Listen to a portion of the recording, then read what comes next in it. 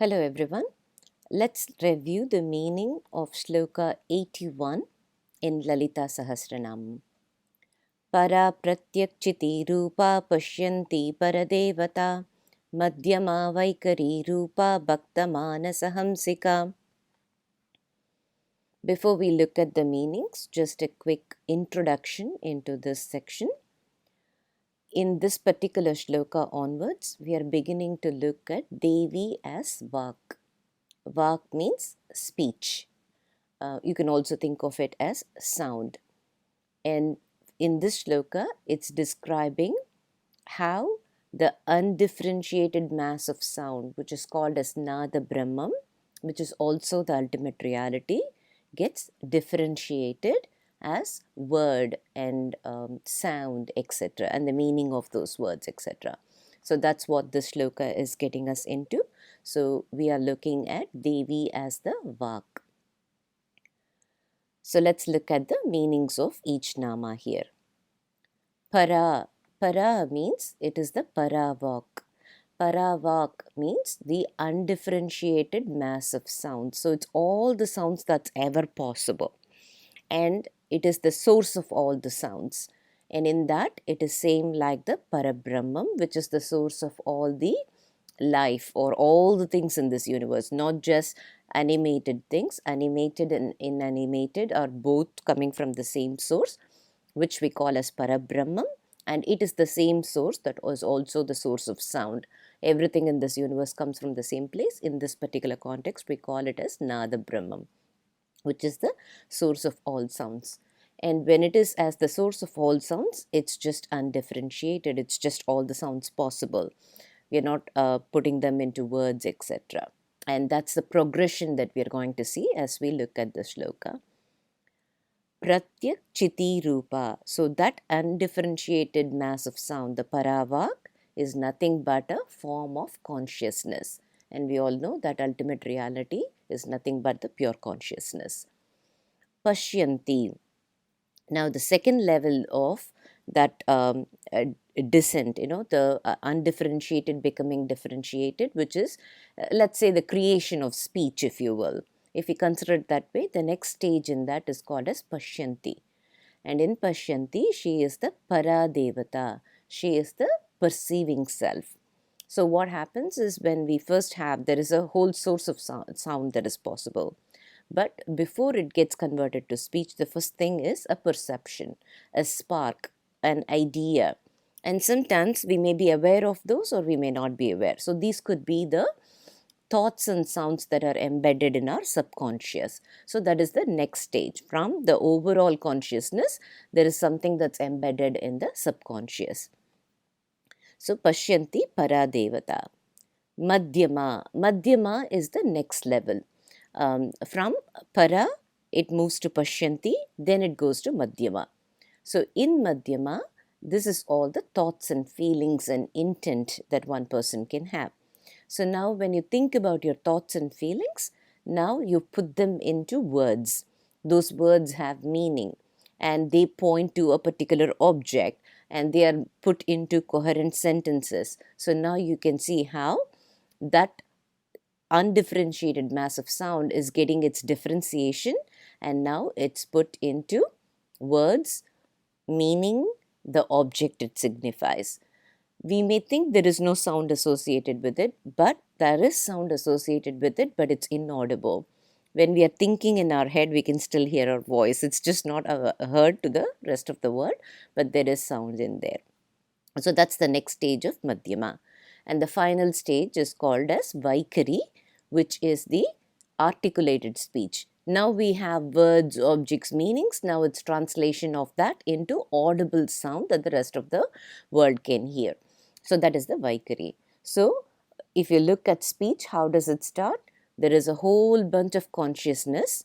Something slips into our subconscious, which then emerges back into our conscious as thoughts, words, and ideas and intent, which then gets articulated as a speech, a coherent sentence, as conveying a certain meaning. So that is the evolution of speech, if you will. And everything, whether it's para or paśyantī or madhyamā or vaikharī, Everything is nothing but Devi manifesting. So speech, according to Advaita, we say that everything is a manifestation of ultimate reality. That means everyone is God. So then speech is nothing but expression of that divine. And the divine is in every stage of that evolution of the speech. Bhaktamānasa haṃsikā. So bhakta means devotees, manasa means mind, haṃsikā means swan. So she's not just the parā, paśyantī, madhyamā and vaikharī. She is also emerging as the discernment in the mind of the devotee, helping us choose how to translate the thought, knowing which is a good one to express and what is not a good thing to express. Because remember, she is the source of all sounds, right? So all the good words we can choose, all the bad words we can choose, are all in the same place. There is no differentiation. So if one is the source of everything, there is both good and bad in this universe. There are good words and bad words in this universe. There are good thoughts and bad thoughts in this universe. And through our sadhana, Devi emerges as that swan of discernment, which helps us choose the right words to speak, the words that comfort other people, words that do not hurt other people, words that are propagating a message of oneness, and she becomes that discernment. And through Devi sadhana, by continuing to submit all our senses to Devi, we are able to get to a point where we have that discernment and there is clarity in how we should express ourselves, what to express, etc. And it's said that swan, if you provide it some food that is with combined milk and water, then the swan is capable of just taking the milk and leaving the water out. Like that, Devi becomes the swan in our mind, and if we continue to do the sadhana, she becomes the swan in our mind who helps us figure out the right things to say or the good things to say. And it's very important because thoughts, words, and deeds are all connected. So what we think is how it will come out, and what we say will end up becoming our actions. And therefore it's very important to watch our thoughts and words because they turn into deeds. And when someone's thoughts, words, and deeds are in a straight line, we call that person high integrity person, right? And this is what we all also have to aim, because when our thoughts, words, and actions are all aligned, then there is not much stress at all, right? We think good things, we say good things, we do good things, everything is aligned, there is no pretense needed. And it's only when people think something, say something outwardly, and then they say something and act differently, conflict comes up. And where there is no conflict, there is no stress, and that is a way to live happily. So with this, let's look at a small story of someone who, with the blessing of Devi, was able to express amazing poetry. And so with her blessing, it's not just that they were able to express themselves, which they weren't originally able to do, but they were able to express in such amazing words. So once upon a time, there was a king of Ujjain, and the king had a daughter, and her name was Vidyotama. And Vidyotama is beautiful princess. And from a very young age, Vidyotama was exceptionally talented and intelligent. So when she was 6 years old, her parents sent her to the teacher. And she had to be trained to be a princess, right? So she went to the teacher. She was skilled in music, dance. She was taught to read, and she became an ardent admirer of poetry.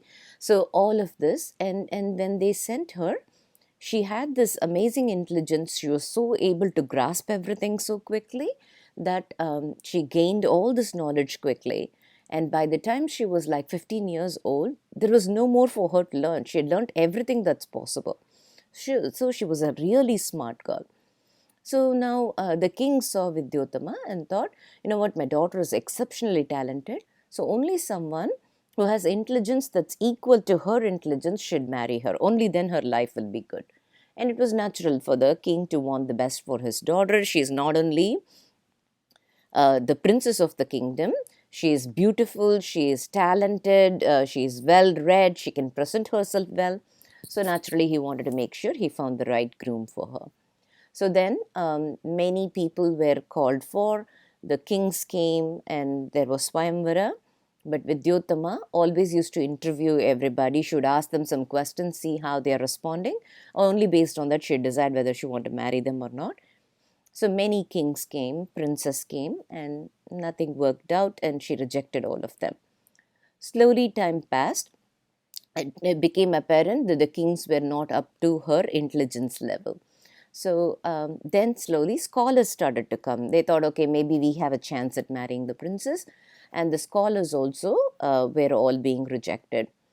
And unlike the kings who went away thinking, there'll be another woman to marry, princess to marry, some of the scholars got very upset with Vidyottama.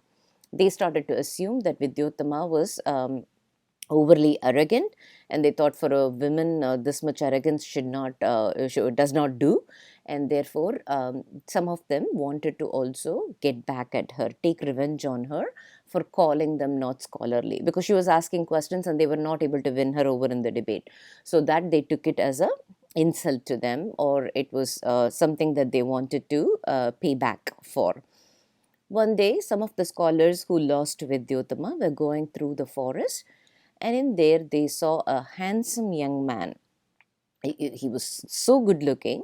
He was sitting on top of the tree, and interestingly, he was cutting the branch on which he was sitting in a way where if he is successful in cutting the branch, he would fall down along with the branch. Not like he's sitting on the other side and cutting the other half of it. He's sitting on the same side and he's trying to cut that half. And the scholars were taking rest because they were passing through the forest, and they saw this man and they were all thinking, what a silly guy. And then after a while, this man was successful in being able to cut the branch, and he fell down along with the branch, and then he was screaming that it was hurting for him. And they all thought, what an idiot he must be. Doesn't he know that he should not be cutting that side of it? And then one of the scholars got an idea, and he thought, oh, he found the perfect revenge for Vidyottama. So they approached this handsome young man. Clearly, he was not someone who was very well off. He was cutting wood for his livelihood. So they told him that they would give him an excellent meal, and they would make sure that he gets regular meal. Only thing he has to do, he has to come with them, wear the clothes that they are giving, and not say a word. He has to keep quiet. No matter what happens, he cannot speak. If he does that, they will make sure that he gets good food every day. So this seemed like an amazing option for this guy. And he was a very plain guy. He doesn't know to think too much. So he went along with them. So now they took this young man and gave him good clothes, dressed him up like a great scholar, and they took him to the court of the king, and where Princess Vidyottama was there. And then they went and told the king that they found the perfect match for the princess, an amazing scholar. So then Princess Vidyottama was getting ready to interview him, and they said, only one catch. Currently, the scholar is on Maunavritam, and therefore he cannot speak. So then Vidyottama said, that's okay, we can manage with just gestures. That's totally fine. So then the debate began, and Princess Vidyottama showed one finger, and she was meaning, what do you think about that one ultimate reality? This young man doesn't know anything. He's no scholar, nothing. We know he was just a woodcutter. He thought Princess Vidyottama was showing one hand, thinking that she's going to poke his eye. And now everybody said you shouldn't speak, and therefore what he did is he showed two of his fingers, and his idea was, if you poke one eye, I will poke both your eyes. But the people around him interpreted that for Princess Vidyottama as he's saying, yes, that one ultimate reality is both the Paramatma and Jivatma, the ultimate soul, the universal consciousness, and the individual soul. And Princess Vidyottama was very happy with this explanation. So next she showed all her palm, all 5 fingers together. And now this young man interpreted that as, no, she's going to slap him. And then he folded his fist and showed it, and meaning that if you slap me, I will punch you. But then the scholars around interpreted that as Princess Vidyottama showed all the 5 fingers to ask about what to do with all the 5 senses. And then the people around interpreted that as he's saying with the fist, he is representing that you should control all your senses. So like this it was going on, and Princess Vidyottama was extremely happy with all the answers that were coming. So she agreed to marry this young man. And so the wedding happened in a grand way, and everybody was so happy because this princess was rejecting suitors one after the other, and now they found a handsome young man who's also supposed to be very, very intelligent according to the information that came out. So everybody is so happy, and they all got married. And immediately after the wedding, Princess Vidyottama begins to realize that this young man is no scholar. In fact, he is a complete idiot. He doesn't even understand words. He is very plain. He doesn't know to read and write. He does not know anything. And she feels terribly betrayed, and she cannot take this. And then she realizes that other people got their revenge just because she was rejecting people based on their intelligence. Now they got her married to someone who completely cannot appreciate the beauty in any word or anything like that. So it now her life is completely ruined. She couldn't take this, and so she sent him away, and she said, if you want to live with me, you have to be an intelligent person. You have to be able to appreciate reading and writing and poetry and all that, so you can go away. Now this person is, even though he is plain, he may not know how to read and how to write and have all these intelligent debates or smart twist of words and all that. He's just a normal, nice guy. He lost his parents when he was very young, and so he just grew up in that village. Anybody who would feed him, he would just go to their house. They wanted something done, he would do it. The other day also, he was cutting wood because somebody asked for it. So he was a very simple person. He was happy in life. He got some food, he did some work, and slept well at night. He's never been rejected by anybody, and now for the first time he has a relationship, and this is his wife, and now she doesn't like him anymore. That upset him deeply, and so he didn't know what to do, and he didn't know how to become knowledgeable all of a sudden. So he started walking away. He went into a forest. In the forest he met a sage who was meditating, and when the sage heard all of this young man's troubles, he told him that there is a Kali temple in the forest. She is a extremely generous god. So why don't you go pray to Kali, ask her to grant you knowledge, and if she blesses you, all the knowledge will come at once for you. There is no need for you to go learn anything. And with knowledge, there is 2 different things, right? There is jnanam and there is vidya.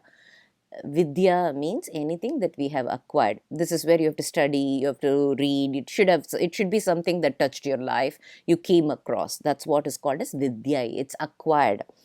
Whereas jnanam is innate. It's there with the person, and they just can show it. So when God blesses, we get jnanam, not just vidya. So you don't have to spend many years learning stuff. So he goes to the temple, and he is sitting there and trying to pray to the goddess. He's praying for a while, nothing happens, and he is just a normal person, right? So he gets a good idea. He thinks, oh, I've been praying for a while and I'm not getting any response. That means Kali must have gone out. So what I'll do is I'll go lock myself inside the sanctum sanctorum, and I won't let her in unless and until she grants my wish. And Kali was looking at all of this, and she was quite amused by all of what he was doing, but she was also impressed by the complete belief that he thought that she could completely grant the knowledge for him. So Kali comes and knocks on the door, and he says, you can come in only if you will give me all the knowledge that there is to. My wife has told me that unless I'm knowledgeable, I can't be her husband, and now I feel very bad about it. and so you need to grant me complete knowledge. So then Kali agrees and she says, okay, fine, I'll give you complete knowledge. Now please open the door and let me in. So then he opens the door, and Kali with her Trishul is writing on his tongue, and as she writes Om on his tongue, all the knowledge, everything there is to be learned flows into this person. And from that day on, he got to be known as Kalidasa. And as we all know, Kalidasa is a great poet. And now Kalidasa is very happy with all the knowledge, and then he goes to his wife. So when Kalidasa goes to his wife, she asks him, Asti kaschit vagartaha.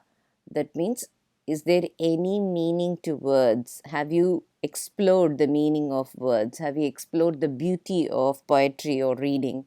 Or have you learnt anything new? Is what she's trying to ask, because she told him, you can come back only when you have learnt enough. And Kalidasa, in response to the question that she asked, composed some amazing plays and poetry. And he made sure that Asti was the first word of Kumara Sambhavam. Kumara Sambhavam is a play that talks about how Muruga was born, Kartikeya was born. And then Kaschit is the starting of a poem called Meghadutam. And then there is also, finally she has Vagartaha, and Vagartaha is the starting word of a great play called Raghuvamsam, which talks about Rama. And so we know that Kalidasa is a great poet. He's created numerous poetry and play. He's written Malavikagnimitram. Abhignana Shakuntalam is a very well-known play of Kalidasa. And then there is also Vikramorvasiyam, so many to name. And he is considered as the Mahakavi. In the Sanskrit language, he is considered as one of the greatest poets ever, and he's created such amazing things. And in Raghuvamsam, there is a sloka that starts with Vagarta viva sampraktu Vagarta pratipattaye Jagatapitaro Vande Parvati Parameshwara. So he has such amazing play of words where he says those two people who are conjoined like the word and its meaning, because the word and its meaning are inseparable for us, who are conjoined like that, to them I pray to give me the ability to get beautiful words and meanings, right? So because he's writing a play, he's asking for their blessing. And it says Jagadapitara Vande Parvati Parameshwara. And the last word, the Parameshwara, is a Parvati Parameshwara is an amazing play of words. In very simply, you can take it as Parvati and Parameshwara. It can take it that way. Or if you split it as Parvati Pa and Rameshwara, Parvati Pa means Pati of Parvati, which is Shiva. And Rameshwara is the Pati, Ishvara of Rama, who's Lakshmi, which is Vishnu. So you can say that he is praying to Shiva and Vishnu. Or you can take that he is referring to Parvati and Rama also. So there is this amazing twist in the words that causes many meanings. For someone who did not know how to read and write, who was a very simpleton, who was not able to express himself very clearly, with the blessing of Kali, he was able to express in beautiful poetry. Such is the blessing of Devi. And when we get the blessing of Devi, even if we cannot compose amazing poetry, we will be able to choose the right words to speak, words that are soothing for others to hear, words that are comforting for others to hear, words that are the right thing to say in the right way. So that's all for today. Thank you.